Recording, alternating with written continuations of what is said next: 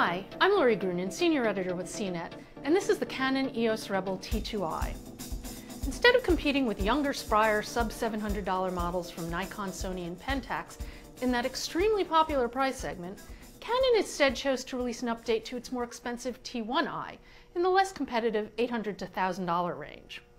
Included in the T2i, which is dubbed the EOS 550D overseas, are some notable enhancements to the video capabilities, an updated metering scheme inherited from the 7D, an enhanced LCD, and a jump to 18 megapixels.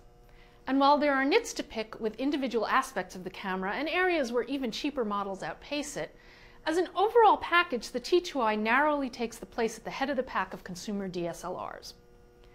The T2i's body weighs the same pound or so and looks extremely similar to the T1i. It's got a very comfortable grip, textured and rubberized in all the places your fingers touch, and workable for single-handed shooting. The control layout is almost identical to the T1i, but Canon has redesigned many of the buttons. They're flatter and a tad harder to feel. Now there's a dedicated button for jumping into the quick control panel. Other than that, the control layout is the same as it's been for many generations, and the layout pretty much works. However, I'd rather have the ISO button in place of the picture styles rather than on top of the camera. That's where most point-and-shoot upgraders would expect it to be, and it would consolidate all the shooting controls in one spot. I will make the same complaints I brought up with the T1i. There are no custom settings, and the poor placement of the movie mode on the dial. The latter is really cumbersome, in part because the dial doesn't spin 360 degrees, so jumping between movie capture and still shooting capture is seriously annoying. I also still dislike the viewfinder, which Canon carries over several generations from the old XSI. It offers the same 95% coverage as its competitors, but at a lower magnification than some, and it uses the same annoying tiny little focus points. The new display is high resolution and really nice, but you do need to crank up the brightness to view it in direct sunlight, which can mess with your judgment when you're shooting video or trying to figure out if you're metering a scene correctly. Given Canon's focus on staying ahead of the field for video implementations in DSLRs, unsurprisingly, the most whizzy new feature of the T2i is support for 1080p video at 30 frames per second, as well as 24p and PAL-friendly 25p, as well as 720p at 60 frames per second, or 50 frames per second if you're overseas. There's also a jack for an external microphone. It lacks common perks Sony, Pentax, and Olympus include in their cameras, like in-body mechanical image stabilization and a wireless flash controller built in, which is a feature I occasionally find quite useful. The inclusion of an image stabilizing kit lens doesn't quite compensate, since additional optically stabilized lenses tend to cost more in the long run. The T2i is exceptionally fast in ways, including best-in-class shot lag under optimal conditions, and it's among the best in dim light.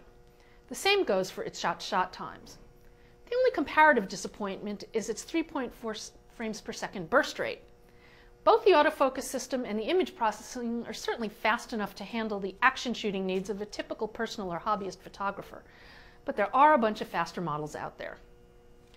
Overall, I think the T2i delivers the best image quality in its class, with great color and dynamic range outweighing its marginally weaker noise results. Unlike Pentax and Sony's competing models, Canon takes a light touch with its default color settings, and in fact has more defaults that deliver accurate color than any other. While its standard picture style does boost contrast a touch, it doesn't cause wholesale hue shifts the way the others do. Also, for the money, Canon delivers an excellent noise profile in the T2i. Photos are clean up to and including ISO 800. At ISO 1600, they begin to lose a bit of detail. Usability beyond that depends upon scene content and lighting. The camera also delivers the best video capture quality I've seen in a sub-$1,000 DSLR, subject, of course, to the inescapable limitations of the technology, like usable autofocus. And it provides good exposure, sharpness, minimal artifacts, and excellent audio. Though it ain't perfect, and they never seem to be, I think the Canon EOS Rebel T2i is a crowd pleaser of an inexpensive DSLR. I could list individual aspects where competitors surpass it, including burst performance, high ISO sensitivity numbers, control layout, and viewfinder.